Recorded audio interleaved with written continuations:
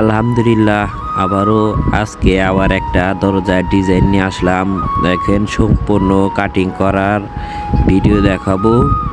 দেখেন, সিএনসি মেশিনে রান্দা করার পর লাগানো হলো। এখন কাঠটা লেবেল করা হবে। লেবেল করার পরে আপনার ডিজাইন কাটিং করা হবে। আমরা সম্পূর্ণ যে কোনো ফার্নিচার তৈরি করার আগে, ডিজাইন কাটার আগে কাঠ লেবেল করে নেই, তারপর ডিজাইন কাটি। তাহলে আপনার ডিজাইনটা অনেক সুন্দর হবে এবং কি অ্যাকুরেটে হবে। ডিজাইনটা শুরু হয়ে গেল, এখন ডিজাইন হচ্ছে, তারপরে আবার জমিন কাটিং হবে। জমিন কাটিং হওয়ার পরে অনেক সুন্দর দেখা যাবে ডিজাইনটা।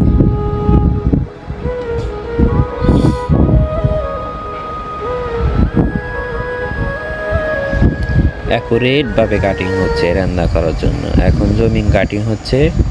এখন দেখেন, ডিজাইনটা আপনার কাঠ থেকে ভেসে উঠেছে, অ্যাকুরেটে ভেসে উঠেছে, অনেক সুন্দর দেখা যাবে সম্পূর্ণ কাটিং করার পরে। এটা মনে হবে আগলাভাবে নকশা লাগিয়ে রেখেছে কাঠের উপরে।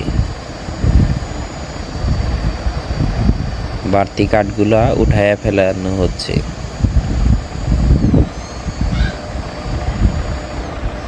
দেখেন, অনেক সুন্দর দেখা যাচ্ছে, মনে হয় আগলাভাবে লাগানো আছে।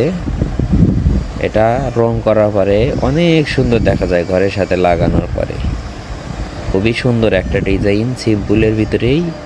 অনেকেই সিম্পল ডিজাইন পছন্দ করেন, তাদের জন্য এরকম ডিজাইনগুলা অনেক সুন্দর দেখা যায় এবং কি দরজায় ময়লাও কম হয়, কালারটা অনেক টেকসই হয়।